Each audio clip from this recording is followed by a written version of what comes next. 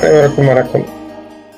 நம்ம 2 வகுப்புக்கு முன்னாடி சதானந்தர் ராம லக்ஷ்மணருக்கு விஸ்வாமித்திரரை பற்றி பேசக்கூடிய, விஸ்வாமித்திரனுடைய வரலாற்றை பற்றி பேசக்கூடிய கட்டத்தில் இருந்தோம். அதாவது மிதிலை காட்சி படலத்திலேயே இருக்கிறோம். இந்த மிதிலை காட்சி படலத்திலே விஸ்வாமித்திரனுடைய சரித்திரத்தை பற்றி பேசினார். விஸ்வாமித்திரர் முதல்ல வந்ததும் திருசங்குக்கு அவர் சொர்க்கத்தை ஏற்படுத்தி கொடுத்தது, அதெல்லாம் நம்ம பார்த்தோம். இப்ப இன்னொரு சரித்திரத்தை சொல்றார். அது என்ன சரித்திரம்னு பார்ப்போம். அம்பரீஷ் அப்படிங்கிறவனுடைய ஒரு கதையை சொல்றார். இந்த அம்பரீஷனுடைய கதை என்ன, அவனுடைய சமாச்சாரம் என்னன்னு பார்ப்போம். கதையினுடைய சுருக்கம் இதுதான். அம்பரீஷ் என்கின்ற ஒருவன், ஒரு ராஜா, ஒரு யாகத்தை ஒண்ணு பண்றார். புருஷ யாகம் அப்படின்னு சொல்ற, புருடமேத யாகம் அப்படின்னு போட்டு புருஷ யாகம் ஒண்ணு பண்றார். அந்த யாகத்துக்கு ஒரு பசுமாட்டை கட்டி வச்சிருந்திருக்கார் அந்த யாகசாலையில. அந்த யாகசாலையில பார்த்தா அந்த பசுமாட்டை யாரோ ஓடிக்கிட்டு போயிட்டாங்க, திருடிட்டு போயிட்டாங்க. சோ அந்த பசுமாட்டை காணலே அப்படின்னு உடனேயே அங்க இருந்தவங்கெல்லாம் அதுக்கு பிராயச்சித்தமாக சிலது செய்ய வேண்டும். என்ன அப்படின்னா, நரபலி ஒன்று கொடுத்தாதான் சரியா இருக்கும்னு சொல்லிட்டான். ஏன்னா சில யாகங்களுக்கு சில விதிமுறைகளை செய்யணுங்கிறதுனால. அப்ப இந்த நரபலியை கொடுக்கணும் அப்படின்னு சொன்ன உடனே யாராவது நல்ல அழகான யவ்வனத்திலே இருக்கக்கூடிய ஒரு இளைஞனை கூட்டி வந்து அவனை நரபலி கொடுக்கணும் அப்படிங்கிற மாதிரியான தீர்மானத்திற்கு அவர் வரும் பொழுது அவர் தேடி அலைகிறார். தேடி அலைஞ்சு ஒருத்தனை பிடிக்கிறார். அதை பத்தியான சமாச்சாரம். அந்த பிடிச்சிட்டு வரும்பொழுது அவர் என்ன பண்றார், அங்க விஸ்வாமித்திரர் அவங்க எப்படி சந்திக்கிறாங்க, விஸ்வாமித்திரனால் அங்க என்ன நடக்குது அப்படிங்கறதான் இந்த சரித்திரம் இப்ப நமக்கு சொல்ல போகுது. இதுதான் பேக்ரவுண்ட். இதை நீங்க மனசுல வச்சுக்கோங்க. அதாவது என்ன, நரபலிக்கு ஒரு ஆளை பிடிச்சிட்டு வரணும். அம்பரீஷ் தன்னுடைய யாகத்தை பூர்த்தி செய்வதற்கு அல்லது யாகத்திலே ஏற்பட்ட குறை நிவர்த்திக்காக, புருஷ மேதம் என்று சொல்லக்கூடிய யாகத்திற்கு, அதை பத்தி தான் இப்ப பேச போறார். அதை தான் இங்க கம்பன் எடுக்கிறார். என்னன்னு பார்ப்போம். குதை வரி சிலை வாழ்தானை கோமகன் அம்பரீடன் சுதை தரு மொழியன் வையத்து உயிர்க்கு உயிராய தோன்றல் வதை புரி புருடமேதம் வகுப்ப ஒரு மைந்தர் கொள்வான் சிதைவு இளன் கனகம் தேர் கொண்டு அடவிகள் துருவி சென்றான். இப்போ காடு காடா தேடுறான். என்ன தேடுறான், தனக்கான ஒரு அழகான ஒரு யவ்வன இளைஞன் ஒருவன் தேவை. எதுக்காக தேவை, அவனுடைய யாகம் முடிவடையணும் அல்லது இந்த யாகத்தில் இருக்கக்கூடிய குறை சரியாக நிவர்த்தியாக வேண்டும் அப்படிங்கிறதுக்காக உன்னை கூட்டி அவனை வச்சு நம்ம எது பண்ணணுங்கிறதுக்காக காட்டுல தேடிட்டு வர்றான். அடவிகள் துருவி சென்றான். நல்லா வார்த்தையை போட்டிருக்கார் கம்பன். துருவுதல் அப்படின்னு சொன்னா ட்ரில் பண்றதுன்னு அர்த்தம். புரியுதா, துளைத்தல் மாதிரி. துருவி சென்றான் அப்படிங்கிறான். அப்படி தேடி தேடி தேடி தேடி தேடி தேடி தேடி தேடி போறது, அதுக்கு பேரு துருவுதல்னு பேர். அழகாக அப்படி தேடி தேடி செல்கிறான். அப்படி செல்லுகின்ற பொழுது அவன் ஒரு ரிஷிகன் அப்படிங்கிற ஒரு ரிஷியினுடைய ஆசிரமத்திற்கு போறான். நல் தவ ரிஷிகன் வைக்கும் நனை வரும் பழவம் நன்னி கொற்றவன் விண்ணவளோடும் இசைந்தனர் குமரன் தம்முள் பெற்றவள் இளவள் ஏற்கே என்றனள் பிதா முன் என்றான் மற்றைய மைந்தன் நக்கு மன்னவன் தன்னை நோக்கி. இப்ப எங்க ஒரு சமாச்சாரத்தை அழகாக கம்பன் பதிவு செய்கிறான். என்னன்னு பார்ப்போம். பிருகுதுங்க மலை அப்படிங்கிற ஒரு மலையில ரிஷிகன் அப்படிங்கிற ஒருத்தர் ரிஷி இருக்கான். அவனுக்கு பிள்ளைகள் உண்டு. அந்த பிள்ளையில சில பிள்ளைகள் இவன் எதிர்பார்க்கிற மாதிரியான புருஷ லட்சணத்தோடு இருக்கக்கூடிய பிள்ளைகளாக இருக்கிறார். ஏன்னா எப்பவுமே இந்த நரபலி கொடுப்பது அப்படின்னு சொன்னா அந்த குழந்தைகள் அல்லது அந்த ஆண் என்பவன் எல்லா விதமான சாஸ்திர சாமுந்திரிகா லட்சணங்கள் பொருந்தியவனாக இருத்தல் அவசியம். இத மகாபாரதத்துல கூட அரவான் என்கின்ற ஒருவனை பலி கொடுப்பாங்க. அவன் எல்லா விதத்திலையும் எல்லா சாமுந்திரிகா லட்சணமும் பொருந்தியவனாக இருப்பான். அப்படி இருக்கக்கூடியவன்னா ரிஷிமுனிகளுடைய பிள்ளைகளாக இருக்கணும்னு தேடிட்டு வரும் பொழுது இங்க பிருகுதுங்க மலையில இருக்கக்கூடிய ரிஷிகனுடைய பிள்ளைய பார்க்கிறான். அவருக்கு பிள்ளைகள் இருக்கு, அவரிடத்துல போய் தன்னுடைய கருத்தை சொல்றான். அப்ப என்ன சொல்றான், நான் காசு கொடுத்து வாங்கிக்கிறேன் உன் பிள்ளைய, என்ன ஏன்னா நரபலி கொடுக்க போறோம், காசு கொடுத்து வாங்கிக்கிறேன் அப்படின்னு சொல்றேன். உடனே அந்த ரிஷி சொல்றாராம், என்ன சொல்றாருன்னு பாருங்க. பிதா முன் என்றான். அப்பா யார கொடுக்க மாட்டேன்னுட்டான், மூத்த பிள்ளைய கொடுக்க மாட்டேன். அப்பா யார சொன்னாரு, மூத்த பிள்ளைய நான் தர மாட்டேன், நீ வேற யாரையும் வேணா எடுத்துக்கோ. ஏன், தனக்கு வேலை வேணும். என்ன வேலை, தான் இறந்த பிறகு தனக்கு ஈமைகளை செய்வதற்கும் ஈம சடங்குகள் செய்வதற்கும் மூத்த பிள்ளை தேவை அப்படிங்கிற ஒரு பாசத்தினாலும் நியதியினாலும் பிள்ளைய நான் மூத்த பிள்ளைய தரமாட்டேன். அம்மா என்ன சொல்றாளாம், குமரர் தன்னுள் பெற்றவள், வார்த்தையெல்லாம் போடுறாரு கம்பன், இளவல் ஏற்கே, இளவல் ஏற்கே அப்படின்னு என்ன, கடைசி புள்ளைய தரமாட்டேங்கிறா தாய். அப்ப தாய்க்கு கடைசி புள்ள மேல ஏதோ தனிப்பட்ட பாசம் இருந்திருக்கு. அப்ப இங்க மூத்த பிள்ளைய அப்பா தரமாட்டேன்னுட்டார், இளைய பிள்ளைய தாய் தரமாட்டேன்னுட்டார், நடுவுல ஒரு புள்ள பாவமா இருக்கு. இப்ப புரியுதா, யாரும் அதுக்கு சொந்தம் கொண்டாடல இல்லையா, அப்பாவும் சரி அம்மாவும் சரி யாரும் சொந்தம் கொண்டாடல, நடுவுல ஒரு பிள்ளை பாவமா இருக்கு. அந்த நடு பிள்ளைதான் மாட்டிக்கிச்சு. இந்த நடு பிள்ளைய என்ன செஞ்சிட்டாங்க, நீ வேணா அவன் டிசிஷன் அப்படிங்கிற மாதிரி விட்டுட்டான். சரியா, இப்ப நடுபிள்ளை மட்டும் என்ன பண்ணிச்சு, சரி மற்றைய மைந்த நக்கு மன்னவன் தன்னை நோக்கி, இப்ப அந்த நடுபிள்ளை மட்டும் சொல்லிச்சான், சரி நான் என்னுடைய தாய் தந்தையருக்காக நான் என்னை அர்ப்பணித்துக் கொள்கிறேன், அப்ப நீ அவங்களுக்கான வறுமைக்கோ மற்றதுக்கோ காசு கொடுத்துடுங்க, நான் கிளம்பி வர்றேன், அப்ப வித்துடுங்க அப்படிங்கிற மாதிரி அந்த மத்த பிள்ளை எடுத்தது. சரியா, அப்போ ரிஷிகன் என்கின்ற முனிவனுடைய பிள்ளைகளிலே நடு பிள்ளையாக இருக்கக்கூடியவனை இவர்கள், அவன் பேர் என்ன அப்படின்னா சுனசபேனன் அப்படின்னு பேர். அவன் சுனக்ஷபேஷன் பேரு. ஆக்சுவலி வட சொல்லுல சுனக்ஷபேஷன், ஆனா இங்க சுனசபேனன் அப்படின்னு போடுறான். சரி, அந்த பையனை இவர்கள் அம்பரீஷ் என்ன பண்றான், காசு கொடுத்து அந்த பிள்ளைய கூட்டிட்டு வரான். அந்த பிள்ளைக்கு நடுவுல ஒரு மனசுக்கு ஒரு ஸ்தாபம் இருக்கும் இல்லையா, என்னதான் இருந்தாலும் நம்ம பெத்தவங்களுக்கு நம்ம வேண்டா பிள்ளையா போயிட்டோம் இல்லையா. மூத்த பிள்ளைய அம்மா அப்பா சொல்லிவிட்டார், இளைய பிள்ளைய அம்மா சொல்லிட்டா, அப்ப நடுவுல இருக்கக்கூடிய பிள்ளைய யாருமே கொண்டாடல, அவன் இருந்தா என்ன இல்லைன்னா என்னன்னு மாதிரி தான் ஆயிப்போச்சு.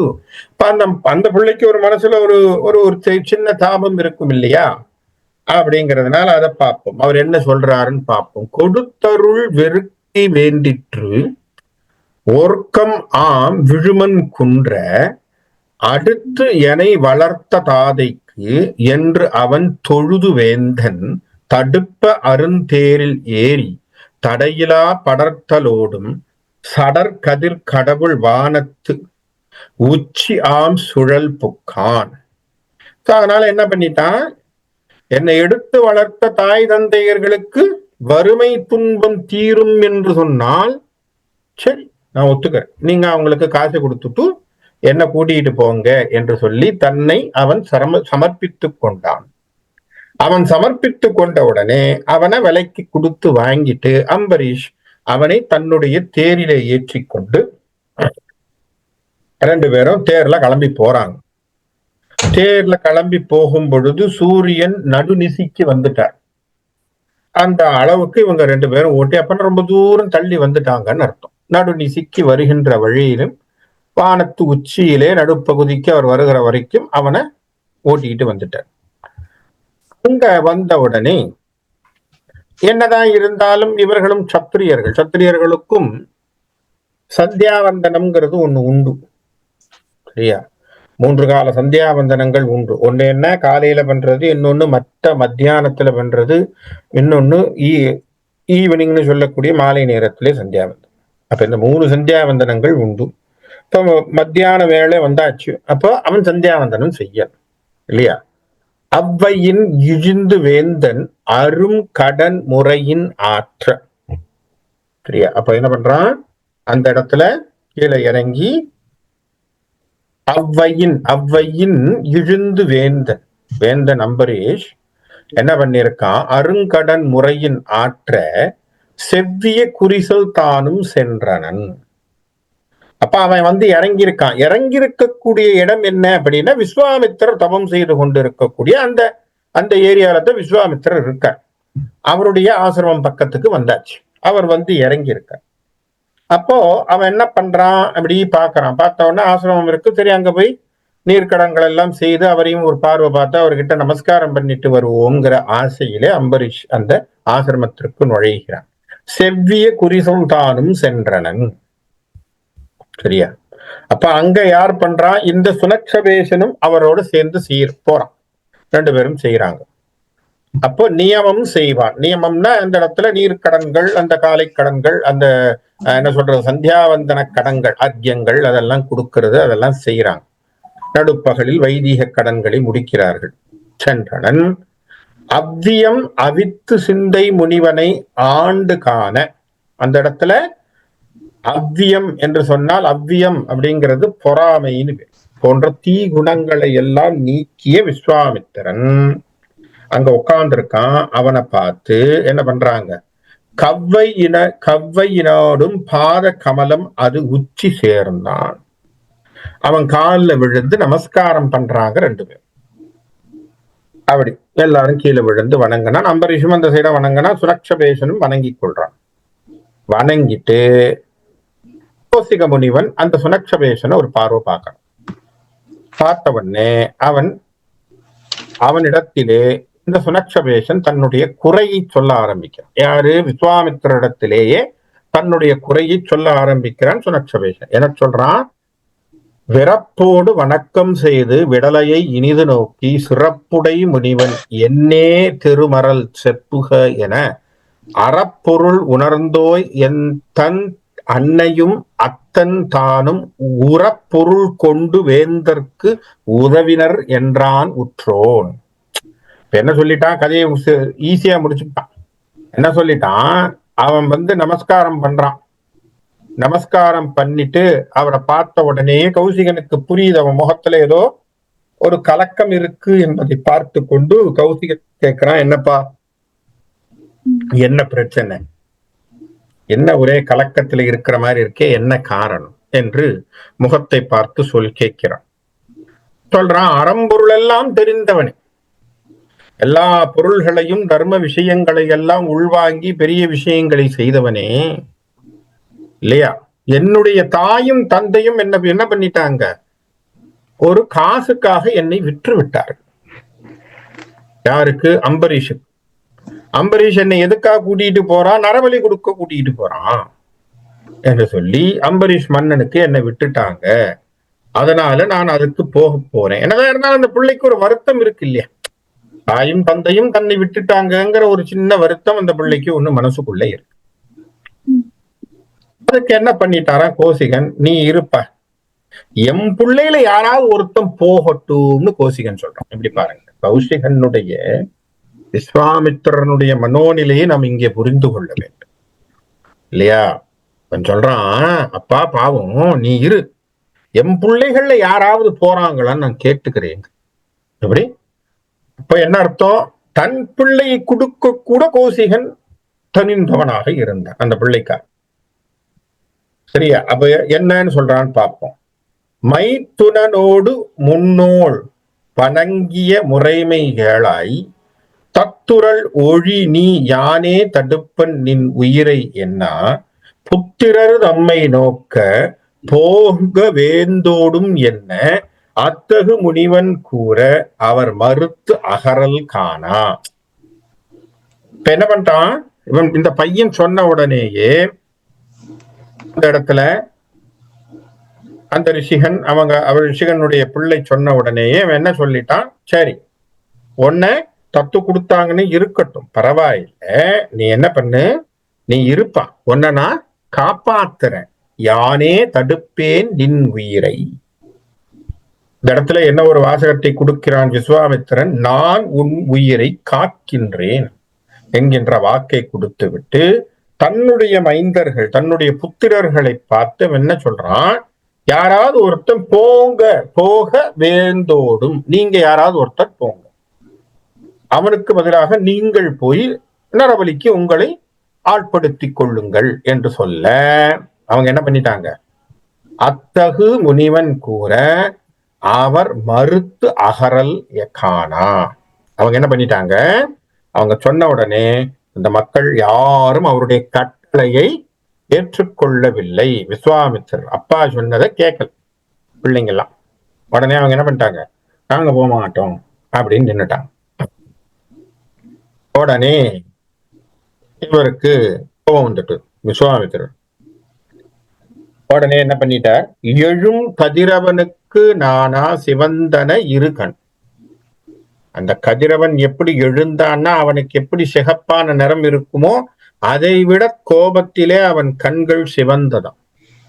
நெஞ்சம் புழுங்கினான், நெஞ்சம் அப்படியே புழுங்கிட்டு.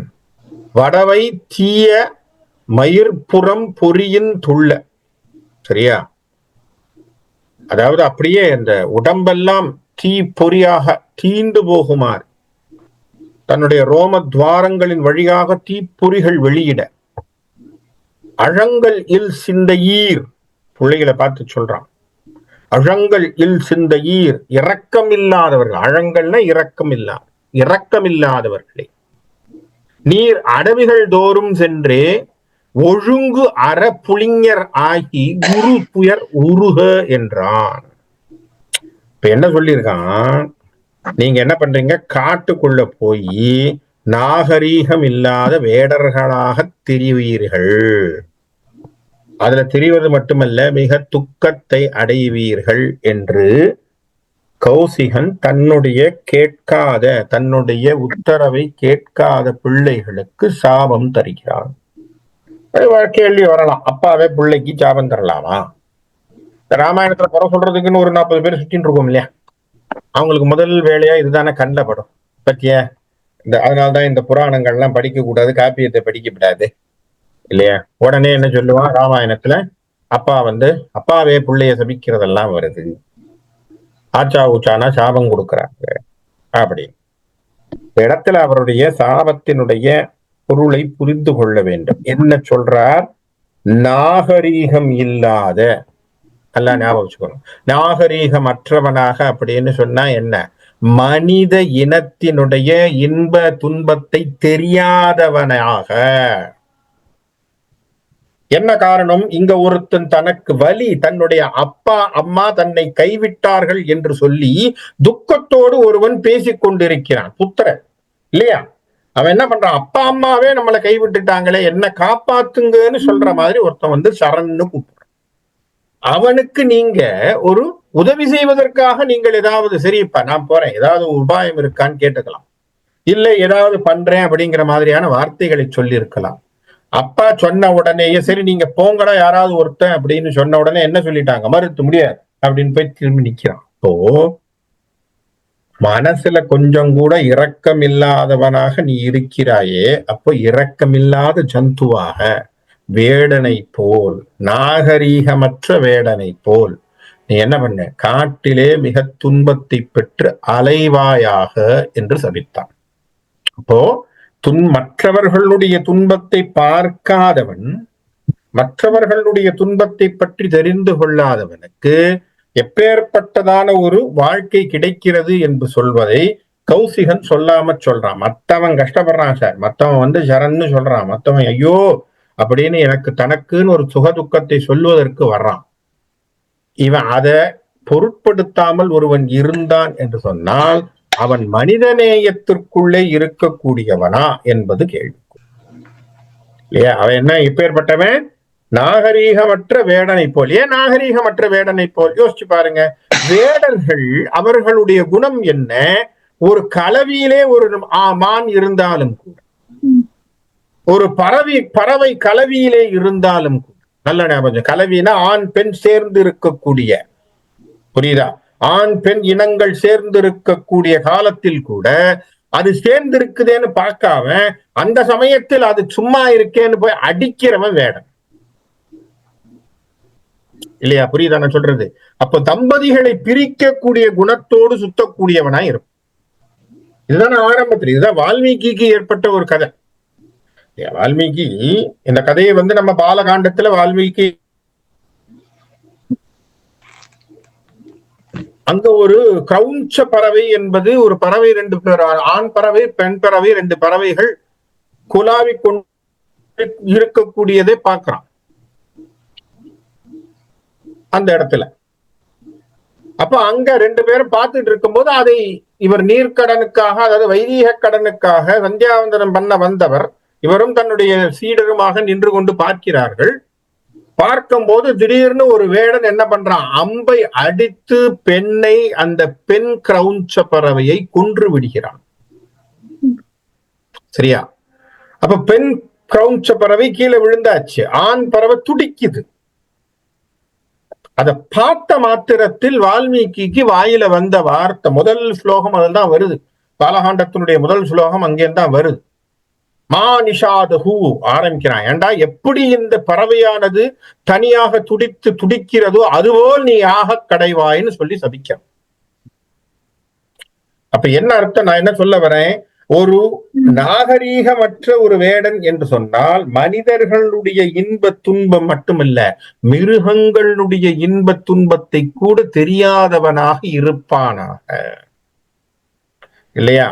அப்ப அப்பேற்பட்ட ஒரு ஜந்துவா, அப்பேற்பட்ட ஒரு வாழ்க்கையை வாழ்வாயாக, அதிலே நீ துன்பத்தை காண்பாயாக என்று சொல்லி விஸ்வாமித்திரர் சொல்கிறான் என்று சொன்னால், மனிதனாக பிறந்தவன் இன்ப துன்பங்கள், மற்றவர்களுடைய இன்ப துன்பத்தை பற்றி தெரிந்து கொள்ளுதல், அதை மதிக்க கற்றுக்கொள்ளுதல் ரொம்ப முக்கியம். அதுக்கு பேர் தான் என்ன சொல்றோம், மனித நேயம்னு பேசுறோம், இல்லையா? மனித நேயம்னா என்ன சொல்றோம், இதைத்தான் மனித நேயம்னு சொல்றோம். அடுத்தவன் கஷ்டப்படுறான், அட்லீஸ்ட் கேளு. அவனுக்கு நீங்க சில சமயங்கள் பதிலே சொல்ல தேவையில்லை, கேட்கறதுக்கு ஒருத்தர் இருந்தாலே அவன் சந்தோஷமாயிடும். நிறைய பிரச்சனைகளுக்கு சொல்யூஷனே என்னன்னா, எதிராளி கேட்க மாட்டேங்கிறான்னு தான் கஷ்டம். அவங்க நம்ம கிட்ட பிரச்சனையை சொல்றாங்கன்னா கேளுங்க, காது கொடுத்து கேட்பதே பெரிய விஷயம். அப்ப இங்க விஸ்வாமித்திரன் அந்த பிள்ளைக்கு, யாரு, சுனக்ஷபேஷனுக்கு தான் ஒரு பாதுகாப்பை தருகிறேன் என்று சொல்றான். ஆனா தன் பிள்ளைகள் கேட்காததுனால என்ன சொல்றான், புளிஞர்கள், ஒழுங்கு அற புளிஞர் ஆகி. அருமையான வார்த்தை. இந்த வார்த்தையை நம்ம இங்க தமிழ்ல தான் பார்க்கிறேன். கம்பன்லே வேடன் என்பதற்கு புளிஞர் என்கின்ற பதம் ஒன்றை பார்க்கின்றேன். சுத்த தமிழ்ல அது ஒரு தமிழ் சொல்லாக, அழகான தமிழ் சொல்லாக இருக்கு. சரியா? சில விஷயங்கள் எல்லாம் கம்பன்ல நம்ம நிறைய தமிழ்ல சொற்கள் கத்துக்கிறோம், இல்லையா? சில விஷயங்கள் அழகான சொற்கள் எல்லாம் அவருடைய பதங்கள். உரு துயர் உருக என்றான். சோ அப்பேற்பட்ட துயரத்தை நீங்கள் பெறுவீர்கள் என்று சொல்லி அவர்களை அனுப்பிவிட்டு, இப்ப என்ன பண்றான், அந்த பையனை பார்த்து, மாமுனி வெகுளி தன்னால் மடிகளா மைந்தர் நால்வர் தாமுரு சவரர் ஆக சபித்து எதிர் சலித்து சிந்த ஏமுரல் ஒழிக இன்னே பெருக என்று இரண்டு விஞ்சைக்கோ மருமகனுக்கு நல்கி பின்னரும் குணிகள் உற்றான். அதாவது இந்த பிள்ளைகள் யார், எப்படி தங்கினாங்க என்று சொன்னால், வசிஷ்டனோடு சண்டை போடும் பொழுது பிள்ளைகள் எல்லாம் ஆண்டு போனதாக சொன்னார்கள், இல்லையா? அதுல சில பிள்ளைகள் தப்பித்தது. சரியா? மாமுனிவன் வசிஷ்டனுடைய கோபத்திலே அங்கிருந்து இரவாமல் தப்பித்த சில பிள்ளைகள், 4 பிள்ளைகள். அந்த 4 பிள்ளைகள் தான் இப்ப என்ன சொல்லிட்டார், வேடராக போகின்ற போது போ என்று சொல்லி சபித்து விட்டு, அப்போ தனக்கு எதிரே இருக்கக்கூடிய சுனக்ஷபேஷனை பார்த்து கலங்கிய மனத்தோடு துன்பம் அடைவதை நீக்குக. நீ என்ன பண்ணுப்பா, சலித்த சிந்தை ஏமுரல் ஒழிக. என்ன பண்ணு, உன்னுடைய சிந்தனையை, கலங்கிய மனத்தை, துன்பத்தை நீக்குவாயாக. இன்னே பெருக, பொழுதே உனக்கு என்ன கொடுக்கிறேன் என 2 விஞ்சை கோ மருமகனுக்கு நல்கி பின்னரும் குணிகள் உற்றான். அவனுக்கு ஒரு 2 மந்திரத்தை உபதேசம் செய்ய. விஸ்வாமித்திரன் என்ன பண்றான், 2 மந்திரத்தை உபதேசம் செய்கிறான். யாருக்கு? சுனக்ஷபேஷனுக்கு. எதுக்கு சொல்லிட்டு என்ன சொல்றான், இதை செய்ய ஒன்ன அவன் நரபலி கொடுக்க மாட்டான். அழகாக ஒரு சிச்சுவேஷனுக்கு ஒரு தீர்மானத்தை கொடுத்துட்டார். சரியா? குனிதல் உற்றான். அவனை சொல்லி அவனுக்கு கொடுக்க ஆரம்பிச்சுட்டான். அப்போ இதற்கு அந்த மந்திரங்களை பெற்றவனாக அந்த சுனக்ஷபேஷன் என்ன பண்றான், அந்த எங்க அங்க அந்த ஹோமங்கள் யாகங்கள் நடக்குதோ அந்த வேள்வி நடக்கக்கூடிய இடத்துக்கு வரான். அந்த அரசனோடு ஏகி யூபத்து அனைக்கு இம்மறையை ஓதின் விரசுவர் விண்ணுலோரும் விரஞ்சனும் விடை வலோனும் உரை செறி வேள்வி முற்றம் உனது உயிர்க்கு ஈறு உண்டாகா பிரச்சமன் தாரோய் என பழிசாடும் பெயர்ந்து போனான். இந்த வார்த்தைகளை பார்ப்போம். என்ன பண்றாங்க அழகாக, இந்த அந்த தூண் ஒண்ணு இருக்கு, அந்த தூணுல தான் அந்த பசுமாடு கட்டி வச்சிருக்கக்கூடிய தூண்ல போய் இவனை நிக்க வச்சிருக்கிறாங்க. அது பக்கத்துல நிக்க வச்சு இவனையும் கட்டி வச்சிருக்கிறாங்கன்னு வச்சு போவேன். அவனை அந்த தூணிலேயே கட்டும் பொழுது அவன் என்ன பண்றான், இந்த மந்திரத்தை சொல்ல ஆரம்பிக்கிறான்.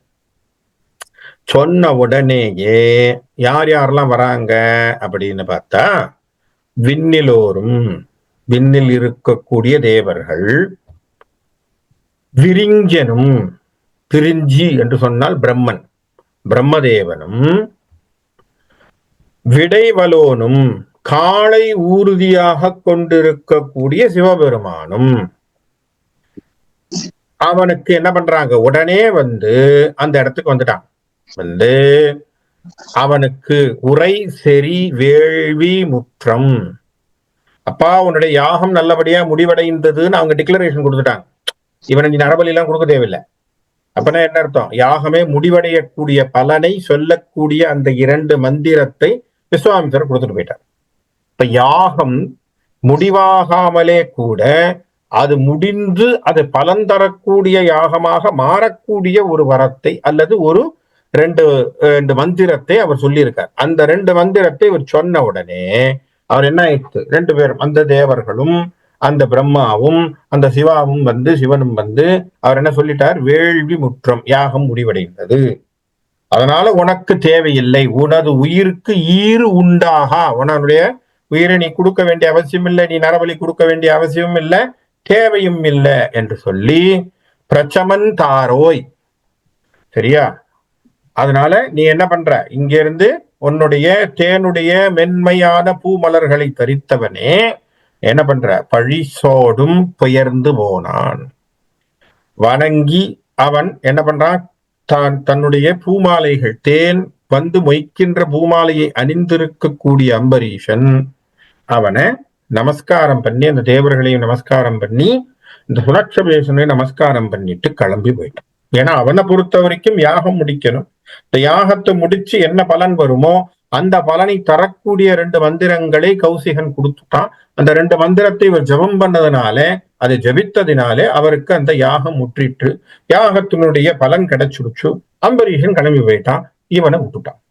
சோ இவன் ஃப்ரீ, இனிமே இவன் தேவையில்லை, அந்த இடத்துல நரபலி கொடுக்க வேண்டிய அவசியம் இல்லை. அப்ப விஸ்வாமித்திரனுடைய செய்கையினாலே நல்லா யோசிக்கணும். முதலிலே காமத்திற்காக அடிமையாகியவனாக விஸ்வாமித்திரன் காட்டப்பட்டால் இல்லையா, முதல்ல நம்ம சொல்லும் பொழுது என்ன சொல்றோம், காமத்துக்கு அடிமையாகி காமத்தினால் காமுற்று ஒரு பெண்ணோடு திலோத்தமை என்கின்ற பெண்ணோடு அவன் இருந்தான் என்பதுதான் கம்பனுடைய கம்பன் சொல்றது திலோத்தமை.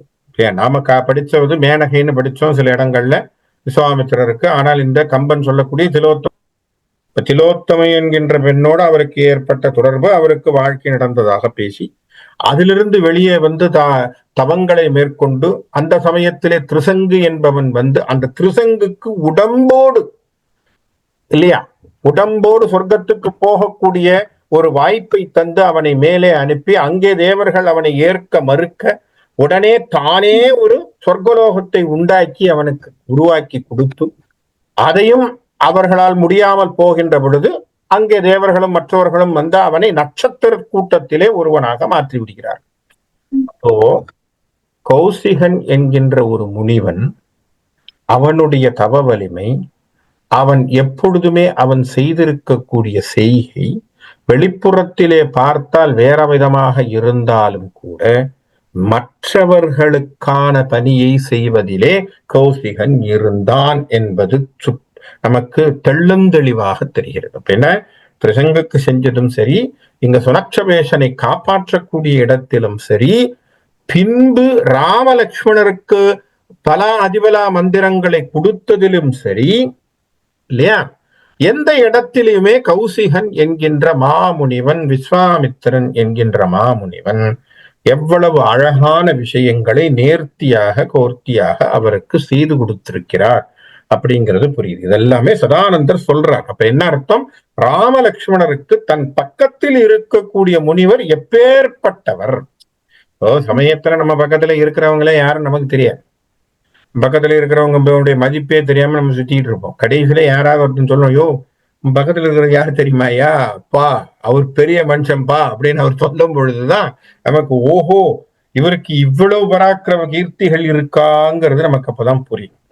என்ன காரணம் அப்படின்னா, நாம எல்லாமே டேக்கிங் ஃபார் கிராண்டட்ங்கிற மாதிரி எல்லாத்தையும் சர்வசாதாரணமாக நினைத்து கொண்டு வாழ்ந்து விடுகிறோம். அப்போ இந்த ராமலட்சுமணருக்கு விஸ்வாமித்திரனுடைய பெருமையை சதானந்தர் சொல்றார். அப்படி அந்த சமாச்சாரத்தை செய்து அம்பரீஷனை காப்பாத்திட்டார். காப்பாத்தி முடிச்ச பிறகு என்ன செய்யறார்? வேள்வி முற்றலும் கௌசிகன் வடதிசை ஏகலும்னு, இப்போ வடதிசை நோக்கி செல்கிறார். மறைமுனி உரைத்த வண்ணம் மகத்து உரை மைந்தன் ஆய சிறையுறு கழுளன் அன்னம் கேமுதல் பிறவும் ஊரும் இறைவர் தொக்கு அமரர் சூழ இளவல் தம் உயிரும் வேந்தன் மறைதரு மகமும் காத்தார் வடதிசை முனியும் சென்றான். அப்போ அம்பரீஷனுடைய அந்த நரபலியிலிருந்து அந்த சுனக்ஷபேஷன் என்கின்ற அந்த பிள்ளையை அவன் காப்பாற்றி அவன் என்ன செஞ்சுட்டான்? சரி போ, இனிமே இந்த யாகத்தினுடைய இடத்திலிருந்து நீ காப்பாற்றப்படுகிறாய் என்று சொல்லிவிட்டு அங்கிருந்து அந்த குமரனை அனுப்பிவிட்டு என்ன பண்றான்? தான் வடதிசையை நோக்கி செல்கின்றான். எதற்காக? இன்னும் அவங்களை மேற்கொள்வதற்காக. சரியா? அவங்க வந்திருக்கக்கூடிய அத்தனை இறைவர்களும் திரும்பி செல்லக்கூடியவர்களாக, ஏன்னா திருமால் பிரம்மன் சிவன் முதலியவர்கள் கூட எல்லாரும் அவனை சொல்லி எல்லாரும் கிளம்பி போயிட்டான். அதனால இவரும் என்ன பண்ணியாச்சு, வேத முறைப்படி எல்லாம் முடிஞ்ச பிறகு யாகத்தை காத்து அந்த கோசிகனும் தன்னுடைய திசைக்கு வடதிசையை நோக்கி சென்றான். அப்படி கிளம்பி போறார். வடதிசைக்கு போகின்ற பொழுது என்ன நடக்குதுன்னு, வடதிசை முனியும் நன்னி மலர் கரம் நாசி வை ஆங்கு இடாவு பிங்கலையால் நைய இதயத்தூடு எழுந்த ஒன்று எண்ணி விடாது பல் பருவம் நிற்ப மூலமா முகடு விண்டு தடாது இருள் படலை மூட சலித்தது எத்தலமும் தாவி. இந்த இடத்துல தான் ஒரு அழகான ஒரு சூட்சமமான சூத்திரத்தை சொல்கிறார் கம்பன். என்னன்னு பார்ப்போம். கௌசிக முனிவன் வடக்கு திசைக்கு வந்து தாமரை போன்ற மலர்கரம் நாசி வைத்து, தாமரை போன்ற கைகளை விரல்களை மூக்கின் மேலே வைத்து இடாவு பிங்களை நெய்ய, இடகலை பிங்களை என்று சொல்லக்கூடிய பிராணாயாமத்தை செய்து, அப்புறம் என்ன செய்யறார்? இதயத்து ஊடு எழுத்து ஒன்று, இதயத்து ஊடு எழுத்து ஒன்று எண்ணி, என்ன ஒரு மந்திரத்தை எண்ணினான் என்று சொன்னால் ஓம்காரம் என்று சொல்லக்கூடிய பிரணவத்தை ஜபம் செய்கிறார். எப்பவுமே என்னன்னா, சன்னியாசிகள் வந்து பிரணவ மந்திர ஜபம் செய்வாங்க. நல்ல ஞாபகம். சன்னியாசிகள் பிரணவ மந்திர ஜபம் செய்வார். அதனாலதான் அவர்களுக்கு கோத்திரம் என்னன்னு சொன்னா ஓம் தான் கோத்திரம், பிரணவம் தான் கோத்திரம். இப்ப நம்மளாம் வந்து கோத்திரம்னு சிவகோத்திரம்னு சொல்றோம், விஷ்ணு கோத்திரம்னு சொல்லுவா, சிலர் எல்லாம் பாரத்வாஜ கோத்திரம், கஷ்யப கோத்திரம், இந்த மாதிரி கோத்திரங்கள் இருக்கு ரிஷிகளுடைய வழியா. சன்னியாசம்னு ஆயிட்டா, சன்னியாசிகளா மாறிவிட்டா அவங்களுக்கு என்ன கோத்திரம்னா ஓம் என்று சொல்லக்கூடியதுதான் கோத்திரம். ஏன்னா பிரணவ மந்திரம் என்பதை சொல்லக்கூடியது சன்னியாசிகளுக்குத்தான் சரி. அதனாலதான் சன்னியாசிகளை சேர்ப்போம். நம்ம சொல்றதெல்லாம் ஓமோட வேற வேற பொருளை சேர்ப்போம். ஓம் கணபதியே நமக, ஓம் மகா கணபதியே நமக, ஓம சேர்ப்போம். ஆனா அடுத்த பொருள் ஒண்ணு வந்துடும், ஓம் மகாலட்சுமியை நமக. ஓம்காரத்தை சேர்த்து அடுத்த பொருளை சொல்லித்தான் முடிப்போம். ஏன்? கிரகஸ்தாசனத்தில் இருப்பதற்கு அதுதான் கரெக்ட். சந்நியாச தர்மத்துக்கு வருகின்ற பொழுது ஓம் என்கின்ற ஒரு மந்திரம் போதும். அப்போ அந்த ஒரு மந்திரத்தை மனசுக்குள்ளே ஏற்று, அப்படி இடகலை பிங்களை சரி செய்து பிராணாயாமத்தை செய்து மனதிலே பிரணவ மந்திரத்தை எண்ணி தியானம் செய்து பல் பருவம் விடாது நிற்ப, பல ஆண்டுகள் வரை அந்த தியானத்திலே நிலைத்து நிற்க, மூலமா முகுடு விண்டு, மூலாக்னியில் பெரிய கபாலம் வெடித்து விரித்து, இதெல்லாம் சக்கரத்தினுடைய 7 சக்கரத்தினுடைய ஒரு அமைப்பாக நம்ம பேசப்படுறோம். இதெல்லாம் என்னன்னா சக்கரா மெடிடேஷன் வரக்கூடிய ஒரு சப்ஜெக்ட் மேட்டர். என்ன அப்படின்னா, ஒவ்வொருத்தரும் என்ன பண்ணுவாங்க, மூலாதாரத்திலே வைத்து தியானத்தை ஆரம்பிப்பது. சரியா? இப்ப மூலாதாரத்தினுடைய சக்தியை உலுக்கி அந்த சக்தியினுடைய மந்திரங்களை ஜபம் செய்து அந்த ஓம்ங்கிற மந்திரத்தை சொல்லி சொல்லி சொல்லி அந்த ஜபத்திலே நின்று, அப்ப என்ன பண்ணுவாங்க, மூலாதாரத்திலிருந்து எழுப்பி, அந்த மூலாதாரத்திலிருந்து எழுப்புறதுன்னா என்ன அர்த்தம், குண்டலினி என்று சொல்லக்கூடிய சக்தியை எழுப்பி. அதானே காரணம். குண்டலினி என்கின்ற ஒரு சக்தி, அந்த சக்தியை மேல எழுப்புறோம். அந்த சக்திக்கு பேர் என்ன சொல்றான், சர்பண்ட் பவர்ங்கிறான். அது பேர் என்ன, சர்பண்ட் பவர். சர்பண்ட் அப்படின்னு சொன்னா நாகம் போல் இருக்கான், பாம்பு மாதிரி சீறி வரும். It's an energy flow. பேசிக்கா சொல்ல போனா இட்ஸ் an எனர்ஜி ஃப்ளோ. மேலே கீழே இருந்து மேல வருது. அந்த எனர்ஜி ஃப்ளோ என்ன ஆகும், ஒவ்வொரு சக்கரத்தையும் தாண்ட தாண்ட தாண்ட தாண்ட தாண்ட தாண்ட அந்தந்த தேவைகள் குறைந்து கொண்டே போகும். இப்ப புரியுதா நான் சொல்றது? மூலாக்னியிலிருந்து கிளம்புகின்ற பொழுது, நல்லா ஞாபகம் வச்சுக்கோங்க, மூலாக்னியிலிருந்து கிளம்புகின்ற பொழுது மூலத்தின் பக்கத்திலே இருக்கக்கூடிய ஒரு அசைவு ஏற்படுகின்ற பொழுது நமக்கு என்ன பண்றோம், நம்முடைய கீழ் உறுப்புகள் எல்லாம் தேவையற்றதாக போய்விடும், அதனுடைய ஆசைகள் தேவையற்றதாக போய்விடும். நான் சொல்ற புரியுதா? அப்ப அதனுடைய சமாச்சாரங்களை கிராஸ் பண்ணிட்டு வர்றோம், ஒவ்வொன்னா ஒவ்வொன்னா ஒவ்வொன்னா ஒவ்வொன்னா கிராஸ் பண்றோம். அப்ப வயிற்றுக்கு வரும்பொழுது பசி போயிடும், ஹிருதயத்துக்கு வரும்பொழுது பிரீத் கண்ட்ரோல் ஆகும், த்ரோட்டுக்கு வரும்போது பேச்சையே குறைச்சிருவோம், நெற்றியினுடைய பொட்டுக்கு வருகின்ற பொழுது ஒரே சிந்தனை ஒரே ஒரு ஆற்றலோட நிற்போம். அது போய் மேல போய் நிற்கும், பிரம்மரந்திரம் சொல்லக்கூடிய இந்த இடத்துல கபாலத்துல போய் நிறுத்துவாங்களாம் அந்த எனர்ஜிய. அந்த எனர்ஜி சில சமயங்கள்ல சரியாக ஃப்ளோ ஆகணுங்கிற, அது சரியான டெக்னிக் இருக்காது, அது ஒரு சரியான டெக்னிக் இருக்கு. அந்த டெக்னிக்கை சரியா பண்ணித்தான் செய்யும். தவறாக பயன்படுத்தி கொண்டோம் என்று சொன்னால் அதுவே நமக்கு சில பாதிப்புகளையும் தரும். அதையும் ஞாபகம் வச்சுக்கணும். அதனாலதான் என்ன சொல்லுவாங்கன்னு, இந்த மாதிரியான குண்டலினி எழுப்புதல் எல்லாம் ஒரு சரியான இன்ஸ்ட்ரக்டர் மூலமா தெரிஞ்சுக்கணும். நல்ல குரு, அது ஏற்கனவே அவர் ட்ரெயின் ஆயிருக்கணும், அவருக்கு விஷயம் தெரிஞ்சிருக்கணும், அவர் சொல்லி கொடுத்துதான் நீங்க போகணும். அப்பேற்பட்ட ஒரு முறைமை இருக்கு. இங்கே விஸ்வாமித்திரர் அது சர்வசாதாரணமாக செய்கிறார். என்னன்னா, அவர் ஏற்கனவே தவத்துல இருந்தவர், அதனால அவருக்கு விஷயங்கள் தெரியும். அதனால அவர் உட்கார்ந்து பிரணவ மந்திரத்தை மனசுக்குள்ள ஜபிக்கிறார். ஜபித்து பல்லாண்டுகள் சமாதியிலே நிற்கிறார். அப்ப மூலாக்னியிலே என்ன ஆகுது, பெரிய கபாலமானது வெடிக்கிறது. அப்ப மூலாக்னி என்று சொல்லக்கூடிய மூலாதாரத்தில் அசைவு ஏற்பட்டு குண்டலினி எழுகிறது. அப்போ அங்கிருந்து என்ன ஆகுதா, இருள் படலை, இருளின் கூட்டத்தை ஒத்த புகை மண்டலம். உள்ளுக்குள்ள அவருக்கு ஏற்படக்கூடிய மாற்றத்தை பேசுறார் கம்பன். கம்பன் இதை எழுதுகிறான் என்று சொன்னால் எனக்கு தெரிஞ்சு அனுபவசாலிகள் மட்டும்தான் இதை எழுத முடியும். நான் அவ்வளவு குறிப்போடு நான் நிறுத்துறேன். அப்பனா உங்களுக்கு புரிஞ்சிருக்கும், எழுதினான் என்று சொன்னால் அனுபவித்திருக்கிறான் என்பது சுருக்கம். இப்ப ஏன் நமக்கு புரியுதா ஏன் கம்பனை கவி சக்கரவர்த்தின்னு சொல்றோம்? மூலாக்னியை எழுப்பியவன் கபாலத்தில் வழியாக கொண்டு வந்தக்கூடிய ஒரு சக்தியையும் ஆற்றலையும் பெற்றவனாக கம்பன் இருத்தல் அவசியம். எல்லாருக்குமே தெரியும், கம்பன் ஒரு மகாதேவி என்று சொல்லக்கூடிய அம்பாள் உபாசனை செய்தவன் என்பது தெரியும் எல்லாருக்குமே. சரஸ்வதி பற்றியான சரஸ்வதி அந்தாதி என்கின்ற பாடலையும் எழுதியவன் அவன், இல்லையா?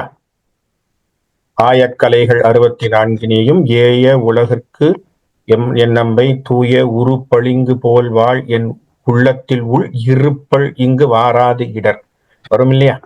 அதெல்லாம் அவர் எழுதின பாட்டுத்தான். அப்போ சரஸ்வதிக்கு ஒரு அந்தாதி எழுதிய ஒரு மகான் அப்படின்னா என்ன அர்த்தம்? நித்தம் நித்தம் அவர் மகாதேவி என்று சொல்லக்கூடிய அம்பாளுடைய தியானத்திலே இருந்தவர். ஆகவே அவருக்கு இந்த உணர்வு தெரியுது. அப்ப இதை அனுபவித்திருக்கிறார் என்பது புரியுது. இப்ப என்ன அழகா எழுதுறார் பாரு. ஏன்னா இது சொல்றதுக்கு வழி கிடையாது. இந்த மாதிரி அனுபவித்தவர்கள் சொல்வது வழியாகத்தான் நம்ம தெரிஞ்சுக்கணும். இப்ப மூலாக்னியின் மூலமாக ஒரு பெரிய கபாலம் வெடித்து விரிந்து இல்லையா, இருள் படலை, அதிலிருந்து இருளின் கூட்டத்தை ஒத்த புகை மண்டலம் வந்து தடுக்கப்படாமல் மேல் எழுந்து, அப்ப கருப்பா ஏதோ ஒண்ணு எழுது. அப்பனா என்ன அர்த்தம்? ஏதோ ஒரு சமாஜம் புகை போல் அப்படின்னு சொல்றாரு. புகைனா அப்ப என்ன அர்த்தம்னா மேல் நோக்கி போறதுன்னு அர்த்தம். நல்லா ஞாபகம் வச்சுக்கோங்க. ஸ்மோக் வில் டிராவல் ஃபாஸ்டர் அப், இல்லையா? நல்லா யோசிச்சு பாருங்க. ஸ்மோக்கை போட்டீங்கன்னா நேரம் தான் மேல தானே போகுது. ஸ்மோக் என்று சொன்னால் மேல வரும். இப்ப ஸ்மோக் ஃபயர், ஏன்னா ஃபயருக்கு எப்பவுமே ஆற்றல் மேல போறதுதான். கற்பூரத்தை நீங்க தீபந்தத்தை எந்த இடத்துல எப்படி வச்சிருந்தாலும் அக்னி ஜுவாலையானது மேல் நோக்கித்தானே இருக்கு, இல்லையா? தீப்பந்தத்தை நீங்க தலையில வச்சாலும் அது மேலத்தானே போகுது. அக்னி ஜுவாலை மேல, கற்பூரத்தை எப்படி காட்டினாலும் மேலத்தான் வரும். ஜுவாலைகள் மேலே தான் போகும். அதனுடைய டைரக்ஷன் நீங்க எங்க வச்சாலும் மேலத்தான் வரும். அக்னி மேலே தான் வரும். அப்போ அக்னியினுடைய ஜுவாலையாக புகையாக இருக்கக்கூடியது மேல் நோக்கித்தான் வருகிறது. அப்போ அந்த மேல் நோக்கி எழக்கூடிய அந்த மூலாதாரத்தினுடைய அக்னி, அந்த படரல், அது என்ன ஆகுது? மேலே வந்து கூட்டத்தை ஒத்து தடுக்கப்படாமல் மேல் எழுந்து மூட எங்கும் கவிழ்த்து நின்ற அளவிலே அப்படியே என்ன ஆகுது? உடம்பு முழுக்க பரவுது. அந்த மூலாக்னியிலிருந்து எழும்பிய குண்டலினி என்கின்ற சக்தி அது உடம்பு முழுக்க பரவி அவனுக்கு என்ன பண்ணுது? அவன் அப்படியே இந்த உலகத்தினுடைய பற்றை மறக்கிறான். இவ்வுலகுக்கு சலிப்புற்றான். அப்படின்னா என்ன அர்த்தம்? இந்த உலகப்பற்று தேவையில்லைன்னு போச்சு. இதுதான் முக்கியம். அதனாலதான் குண்டலின் எழுப்புதல்ங்கிற வார்த்தையை நம்ம சொல்றோம். நான் சொன்ன மாதிரி அது மேலே வர வர வர வர ஒவ்வொரு சக்கரத்துக்கு வர வர வர வர அந்த அவயத்தினுடைய தேவைகள் நமக்கு தேவையில்லாமல் போகும். நல்லா ஞாபகம். இதுதான் அதனுடைய சூட்சம். அதனாலதான் குண்டலின் எழுப்புதல் முக்கியம்னு சொல்றோம். மூலாக்னியிலிருந்து வெளியே வருகின்ற பொழுது நமக்கு ரீப்ரொடக்ஷன் தேவையில்லாம போயிடும். புரியுறதா? ஏன்னா அதுதான் அது கிட்டத்தானே இருக்கு. மூலாதாரம் என்பது அது கிட்டத்தான் இருக்கு. அங்கேருந்து மேல எழுகின்ற பொழுது அந்த அந்த கான்செப்டை கிராஸ் பண்றோம். அப்புறமா நம்ம என்ன பண்றோம்? அதுக்கு அடுத்து இருக்கக்கூடிய சக்கரம் என்று சொல்லும் பொழுது அந்த கிட்னி, அந்த மாதிரி ஃபங்க்ஷன், அதையும் கிராஸ் பண்றோம்.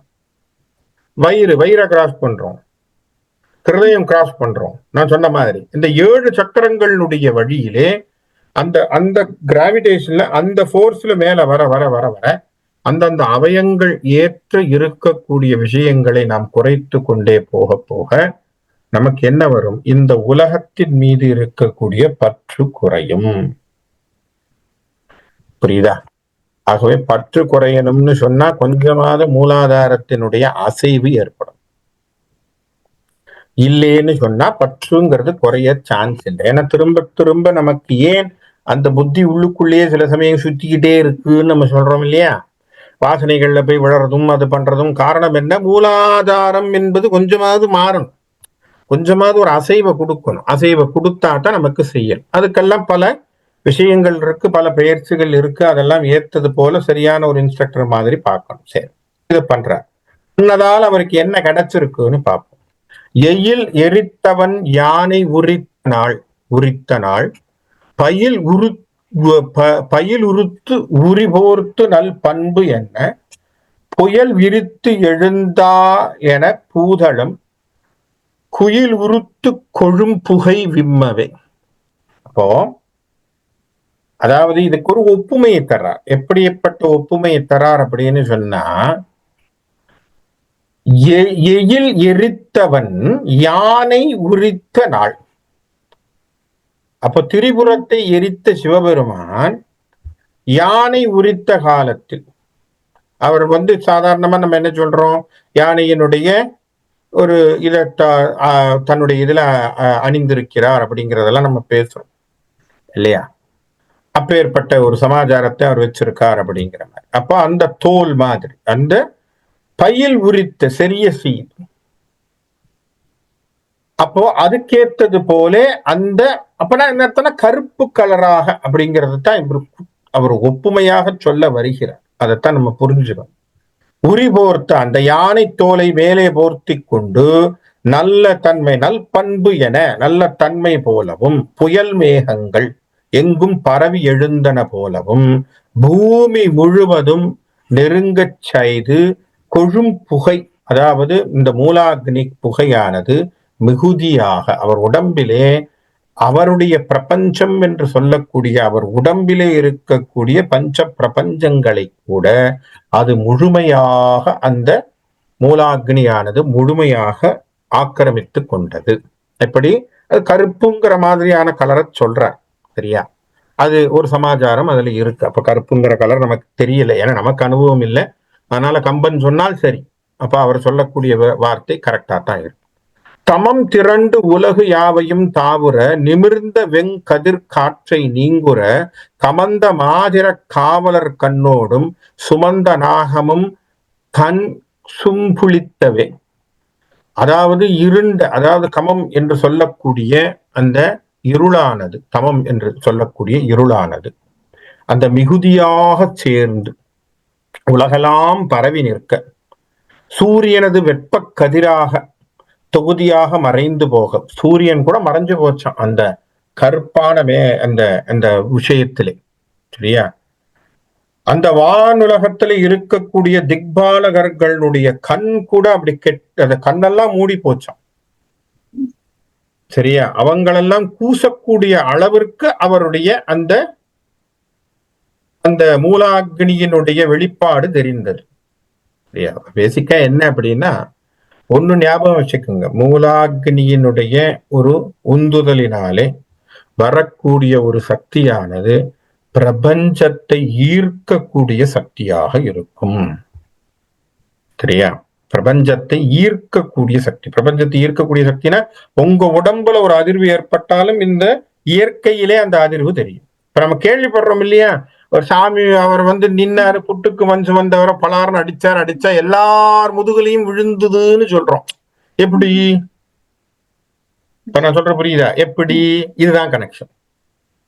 ஏன்னா பரம்பொருளுக்கு அப்படித்தானே எல்லாத்தோட தானே இயல்பு இருக்கு, அதனுடைய தொடர்பு எல்லாத்தையும் இருக்கு இல்லையா? அதுபோல் நம்முடைய உடம்பிலே இந்த மூலாக்னியினுடைய ஒரு ஏற்றத்தினாலே நமக்கு என்ன பண்றோம்? பிரபஞ்சத்தோட தொடர்பு வந்துடும். இப்ப இதனால் வரைக்கும் நமக்கு என்ன இல்லை சார்? பிரபஞ்சத்தோட தொடர்பு இல்லை சார். அதுதான் முக்கியம். ஏன் நம்ம இப்படி இருக்கோம்? பிரபஞ்சத்தோட நமக்கு தொடர்பு இல்லை. என்ன நடந்தாலும் நமக்கு புரியல. இயற்கையினுடைய கியூஸ் நம்ம பாடியில இல்ல. இயற்கையை நம்ம ரிசீவ் பண்ணல. புரியுதா உங்களுக்கு நான் சொல்றது? இயற்கையை ரிசீவ் பண்ணாத வரைக்கும் இயற்கையில் என்ன நடந்தாலும் நமக்கு புரிய வரும். அதனாலதான் அதுல எங்கேயோ மழை பெஞ்சாலும் சரி சரி எங்கேயோ மழை பெய்யுது. ஆனா முனிவர்களுக்கு அப்படி இல்லை. எங்கேயோ மழை பெஞ்சு வெள்ளம் அடிச்சாலும் இவங்களுக்கு புரியும், துடிப்பார்கள். படிக்கிறோம் இல்லையா சில மகான்களுடைய கதைய. அங்க எங்கேயோ ஒரு குழந்தை கஷ்டப்படுதுன்னு இங்க உட்கார்ந்து அவர் சட்டுன்னு ஏதோ செய்யறார். அங்க சரியா சாய் சரித்திரத்துல ஒரு கதை படிக்கிறோம். இங்க எங்கேயோ உட்கார்ந்து கொண்டு இருந்தவர் திடீரென நெருப்புக்குள்ளே கைவிட்டார் அப்படின்னு படிக்கிறோம். மகானாக இருந்து சீரடி சாய்பாபா அப்ப கையை விட்டார் அப்படின்னு சொன்ன உடனே அவர் என்ன பண்றார்? அடுத்தது அந்த நிமிஷத்துல நமக்கு ஒன்றும் புரியல, ஏதோ நெருப்புல கை விட்டுட்டாருன்னு பக்கத்துல எங்கெல்லாம் கையெல்லாம் எடுத்தாங்க. ஆனால் அவருடைய சுருக்கம் என்ன? எங்கேயோ ஒரு அம்மா, கொல்லப்பற்றையில இருக்கக்கூடிய ஒரு அம்மா, குழந்தையை மடியிலே வைத்திருந்த அம்மா தன்னுடைய கணவன் கூப்பிட்டிருக்கான்னு சொன்ன உடனே குழந்தை இறந்ததை மறந்து அவசரமாக எழுந்திருக்கும் பொழுது அந்த கொல்லப்பற்றையில் இருக்கக்கூடிய அந்த நெருப்பிலே அந்த குழந்தை விழப்போக அதனுடைய தாக்கம் இவருக்கு இங்க துவாரகாமையில உட்கார்ந்து இருக்கக்கூடிய மஸ்ஜிதில் இவருக்கு உடம்புல விழுந்து அந்த குழந்தையை காப்பாத்த இங்க அக்னியில விட்டார். அந்த குழந்தை அங்க காப்பாற்றப்பட்டு நம்ம கதை படிக்கிறோம், மகான்கள்னு சொல்றோம். எப்படி? இதுதான் பிரபஞ்சத்தோடு தொடர்பை ஏற்படுத்தி கொள்வதற்கு மூலாக்னியினுடைய மூலாதாரத்தினுடைய அசைவு வந்தால் புரியும். என்ன அழகான வார்த்தையை கம்பன் சுருக்கமாக உள்ளுக்குள்ள வச்சு கொடுத்துருக்கான். அப்படின்னா என்ன அர்த்தம்? படிக்கிறவன் எல்லாருமே அந்த லெவலை யோசிக்கணுங்கிறதுக்காக இந்த விஷயத்தை இவ்வளவு டீட்டெயிலா பேசுறேன். இல்லைன்னா சொல்ல வேண்டிய அவசியம் இல்லை இல்லையா? விஸ்வாமித்திரர் இப்படி இருந்தாருன்னு சொல்லிட்டு கடந்து போயிடலாம். விஸ்வாமித்திரர் கதையை சொல்லணும்னு அவசியம் இல்லை இந்த இடத்துல. ராமாயணத்துல விஸ்வாமித்திரர் இப்படி இருந்தார் அப்படி இருந்தார் முடிஞ்சு போச்சுப்பா. விஸ்வாமித்திரர் பேர்பட்ட புகழோடு இருந்தவர் அடுத்தது அப்படின்னு போயிருக்கலாமா இல்லையா? ஆனால் விஸ்வாமித்திரர் தவ வலிமையிலே என்ன கொண்டு வந்தான் என்பதை சொல்லுவதற்கு கம்பனுக்கு தேவை என்ன? அதனால் நமக்கு அவன் என்ன சொல்ல வர்றான் புரிஞ்சுக்கணும். என்ன சொல்ல வர்றான்? நாமும் அது போன்ற ஒரு கடுந்தவங்களை செய்து மூலாக்னியினுடைய மூல அக்னியை எழுப்பக்கூடியதான ஒரு விஷயத்தை கடைபிடித்து அதை சரிவரச் செய்வோம் என்று சொன்னால் பிரபஞ்சத்தோடு நமக்கு ஒரு தொடர்பு ஏற்படும். அது பண்ணி நம்ம என்ன பண்ண முடியும்? வெளியில வரலாம். அதைத்தான் இங்க சொல்றோம். அவர் செய்யக்கூடிய அவருடைய அந்த அனுபவமானது எங்கெல்லாம் போயிருக்கான்? திக்பாலகர்கள், திசையெட்டும் காக்கின்ற திக்பாலகர்களும் பூமியை தாங்குகின்ற யானைகளுக்கும் கூட கண்ணெல்லாம் கூசுகின்ற அளவிற்கு. அப்பனா இந்த கூசுதுன்னா அந்த அளவுக்கு ஒரு கனெக்ஷன் ஏற்பட்டிருக்கு அவருடைய அசைவு. திரிவ நிற்ப செக தலத்து யாவையும் வெறுவலுற்றன வெங்கதிர் மீண்டன கருவி உற்ற ககனம் எலாம் புகை உருவி உட்கிட உம்பர் துளங்கினார். இப்போ இந்த உலகத்தில் இருக்கக்கூடிய அத்தனை உயிர்களும் வாழ்வதற்கு காரணமாகிய மேகங்கள், அது விண்முழுவதும் நிறைந்து அது புகையானது. சரியா? அது சஞ்சரிக்கும் பொருள். அழகா எப்படி எழுதுறார் பாருங்க. திரிவ சஞ்சரிக்கும் பொருள்களும் நிற்ப நிலை நிற்கும் அசையா பொருட்களும் யாவையும். இல்லையா? அப்படின்னா என்ன அர்த்தம்? விஸ்வாமித்திரனுடைய ஒரு அசைவு இந்த பிரபஞ்சத்தில் இருக்கக்கூடிய அத்தனை பொருள்களின் மீதும் பிரதிபலிப்ப காட்டுகிறது. அதெல்லாம் என்ன சொல்றார்? அச்சத்தை அடைந்தன என்ன அர்த்தம்? அது அந்த பிரதிபலிப்பு எல்லா இடத்திற்கும் போயிருக்கு. சரியா? அந்த எல்லா இடத்திற்கும் போயிருக்கு. அந்த பிரதிபலிப்பு அவர்கள் எல்லோருமே அதை எடுத்துக்கொண்டார்கள். அந்த பாதிப்பு பாக்குறாங்க, சட்டுன்னு பாக்குறாங்க. அப்ப சூரிய கதிர்கள் கூட தேவர்கள் எல்லாருக்குமே போகுது. அப்ப தேவர்கள் எல்லாம் நடுங்க ஆரம்பிச்சாங்க. ஐயோ, இது என்னப்பா இப்படி ஒரு ஆள் அப்படி வெளியில வந்திருக்காரே, இவருக்கு இப்பேற்பட்ட ஒரு அதிர்வு ஏற்பட்டிருக்கே அப்படின்னு சொல்றார். அது பார்த்த உடனே யார் யாரெல்லாம் வராங்கன்னு பாருங்க. புண்டரீகனும் புல் திருப்பாகனும் குண்டை ஊர்தி குலிசியும் மற்ற உள அண்டர்தாமும் வந்து அவ்வயன் எய்தி வேறு என் தபோதனன் தன்னை எதிர்த்தனர். புண்டரீகனும், புண்டரீகன் யாரு? பிரம்மாவும். புல் திருப்பாகனும், புல் திருப்பாகனும் அப்படின்னா புல் அப்படின்னு சொன்னா இந்த இடத்துல சின்ன இல்ல பெரிய இல். புல் புல் புல் திருப்பாகனும் அப்படின்னு சொன்னா கருடனை வாகனமாக கொண்டவனும் திருமால். இப்ப பிரம்மா, இன்னொன்னு விஷ்ணு. குண்டை ஊர்தியும் காளை வாகனத்தை உடைய சிவனும். குசிலியும், குசிலியும்னா வஜ்ரப்படையை கொண்ட இந்திரனும். மற்றும் உள்ள அண்டர்தாமும் எல்லா தேவர்களும் அங்க என்ன பண்ணிட்டாங்க? அங்க வந்து எல்லாரும் குழுமிட்டாங்க. எங்க? விஸ்வாமித்திரர் இடத்துல. இவன் பெரிய தபோதனன், இவன் பெரிய தவத்திலே வலிமை கொண்டவன் என்று எல்லோரும் அவனை சந்தித்தார்கள். பாதிமாமதி சூடியும் பிந்துழாய் சோதியானும் இத்தூய் மலரொளியும் வேத பாரகர் வேறு இலர் நீயலால் மா தபோதன என வழங்கினர். யாரு? இங்க இருந்தக்கூடிய பாதி மதியை சூடியவனாகிய சிவபெருமானும் பைந்துழாய் துளசி மாலையை கழுத்திலே அணிந்தவனும் சோதியோனும் சோதியான திருமாலும் அத்தூய் மலர் ஆளியும் அந்த தூய் மலரிலே உரையக்கூடிய பிரம்மாவும்.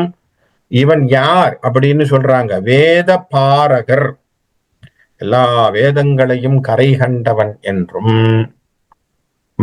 மா தபோதனன், இவன் பெரிய தபோ வலிமை கொண்டவன் என்றும் அவங்க எல்லாரும் என்ன பண்றாங்க? அவருக்கு ஆசிகளை கூறி அவனுக்கு நல்ல விஷயத்தை அவருக்கு வழங்கி கொண்டிருக்கிறார்.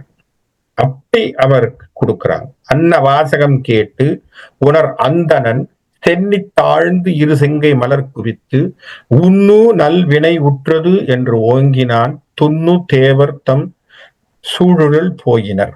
அந்த வாசகத்தை கேட்டு செவிகளெல்லாம் ஆனந்தித்த கௌசிக முனிவன் என்ன சொன்னா, தலைவணங்கி தன்னுடைய கைகளெல்லாம் கூப்பி எல்லாருக்கும் தவப்பயன் உண்டாகக்கூடிய விஷயத்தை கொடுத்ததுக்கு ரொம்ப சந்தோஷம். உன்னும் நல்வினை உற்றது, என்னுடைய தவப்பயன் சரியாகிவிட்டது என்று சொல்லி அவன் அங்கே இருந்ததை பார்த்து பூரிப்படைந்தான். மற்றும் மற்ற தேவர்கள் எல்லாம் கிளம்பி சென்றார்கள். சரியா?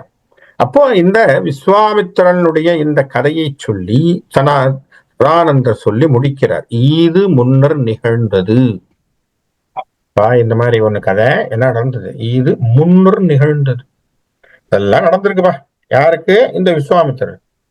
யாரோட நீ வந்திருக்கியே இப்போ, அந்த விஸ்வாமித்திரருக்கு இதெல்லாம் நடந்து அப்பேற்பட்ட தேவர்கள் எல்லாருமே வந்து அவருக்கு பெரிய கவவலிமை மிக்கவன் என்று சொல்லி எல்லோரும் ஆசீர்வாதம் செய்து விட்டு போயிட்டாங்க. இவன் துணை மாதவத்து உயர் மாண்பு உடையோர் இலை நீதி வித்தகன் தன் அருள் நேர்ந்தினர் யாது உமக்கு அரிது என்றனன் ஈறு இலான்.